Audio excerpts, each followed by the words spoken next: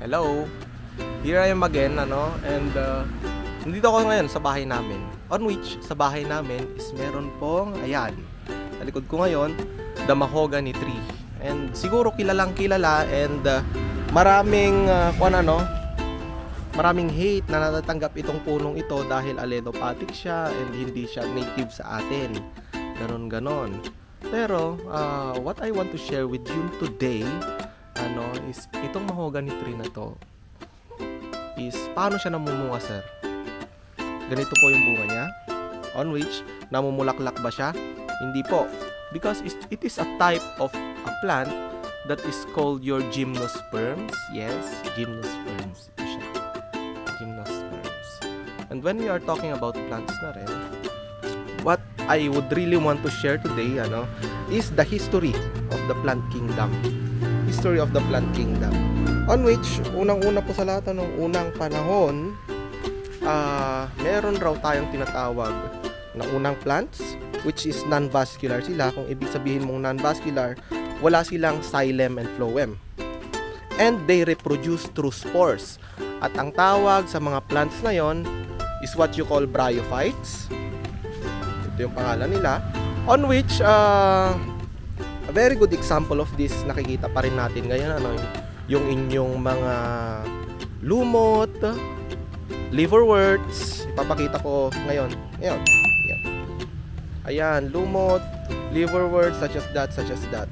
On which, balik sa akin, they reproduce through spores nga and wala po silang vascular system. And then, as time goes on, nag-upgrade raw sila, and then we have your vascular plants. Ito naman siya ngayon, which we call pteridophytes.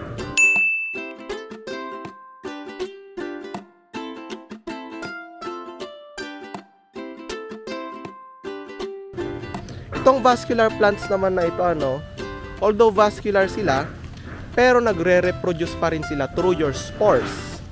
At a common example of this are your ferns, ay yung mga yon. On which, pag tinignan nyo yung ferns nyo, well, masarap yung gataan. Yes, masarap yung gataan. Sa mga nakakita ng ferns, kung ma-observe nyo dun sa ferns natin, is dun sa baba niya merong kulay white na yon. Yun yung spores po ng ferns, on which doon sila nagre-reproduce. So, yung mga plants naman na yon, yung mga na-discuss kong plants, both the bryophytes and the pteridophytes, is wala po silang flowers. Tatawagin. And then,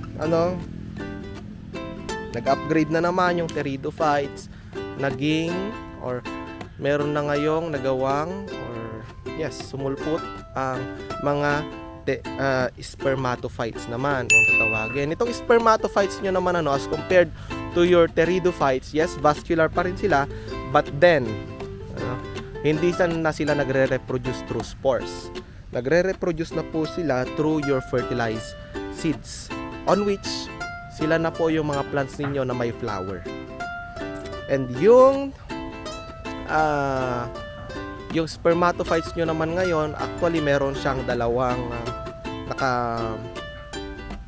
types of spermatophyte plants. Diyan na po papasok, si inyong mahogany, which is your gymnosperms, and yung inyong angiosperms na yung mga flowering plants natin, such as your sunflower, bougainvillea, mga ganon.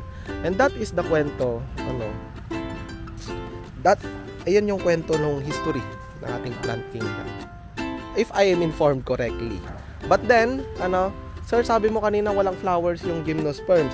Well, merong flowers po yung gymnosperms natin, katulad nito, but then yung rather, wala silang flower, but then, what we call yung fruiting body nila is